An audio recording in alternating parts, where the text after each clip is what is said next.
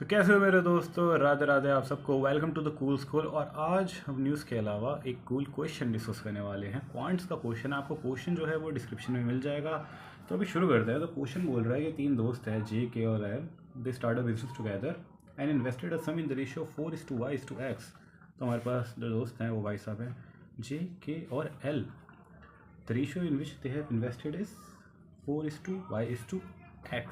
But आपको पता होगा कि अगर हम पार्टनरशिप का क्वेश्चन सॉल्व कर रहे हैं तो उसमें यहाँ पे रेशियो से काम नहीं चलता, वहाँ पे हमें एग्जैक्ट फिगर चाहिए होता है। अब क्योंकि रेशियो है तो रेशियो को किसी कांस्टेंट से जब मल्टीप्लाई करेंगे तो हमारे पास एग्जैक्ट फिगर आ जाएगा।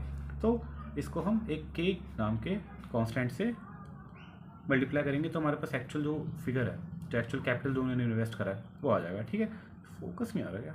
अब ठीक है, better.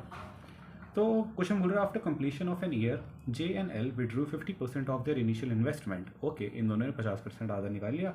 And K withdrew 25% of his initial investment. But एक बात है, इनको कैसे पता कि ये सारे ही है? शी भी तो हो सकते हैं, जे और के और एल। खैर, उस बारे में बाद में बात करेंगे। तो लेट्स कंटिन्यू।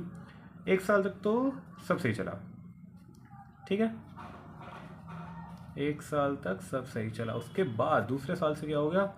इन्वेस्टमेंट आधी होगी किसकी? जे और एल की। तो 2k.5x और इसकी हो गई 0.25 से कम, तो मतलब 7.5y_k। बोल रहा है what is the ratio of the investment at the completion of 3 years। मतलब 2 साल और ऐसे ही चला होगा। तो 2 साल ऐसे ही चला तो ये हो गया 4k, ये हो गया 1.5y_k और ये हो गया xk। और बोल रहा है कि इनका रेशियो क्या हुआ 3 साल बाद। तो यहाँ पे टोटल लिख लेते हैं, 4 और 4 8k और ये भाई साहब बोल रहे हैं 2.5y_k। ओ, मैंने भी भाई साहब बोल दिया, मैं तो हिपोक्रेट हूँ। चलो, ये भी नई चीज़ पता चल गई अपने बारे में। तो ये एक्स के 2x के। तो at the end of 3 year जो उनका रेशियो आएगा वो आएगा ये। कूल। अब आगे बढ़ते हैं। स्टेटमेंट फर्स्ट बोल रही है द सम इन्वेस्टेड बाय के and L is 50 and 60,000 respectively. आप में से बहुत सारे लोगों को लग रहा है कि शायद ये वाला स्टेटमेंट सही है, बट अभी बात करते हैं कि क्यों गलत है। तो द सम इन्वेस्टेड बाय के एंड एल इज़ 50 and 60,000। तो आपको लग रहा है कि जे के और एल जिनकी इनिशियल इन्वेस्टमेंट हमने 4k y_k और x_k मानी थी, उसका हमें इसकी तो वैल्यू दे दी 50,000 है और 60,000 है। तो इससे तो हम आराम से निकाल लेंगे, है ना भाई। इन दोनों को हमने डिवाइड मारा तो y/x की वैल्यू आ गई 5/6। Very simple. तो अभी इस y/6 को हम यहाँ पे पुट कर देंगे और हमारा आंसर आ गया, है ना जी।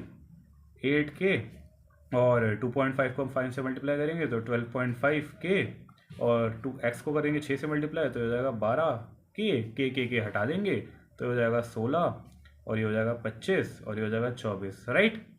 बट स्टोरी यहाँ पे थोड़ा सा ट्विस्ट कर देती है, क्योंकि उसने बोला है कि इनिशियल इन्वेस्टमेंट वाई मतलब के और एल की 50 और 60,000 है।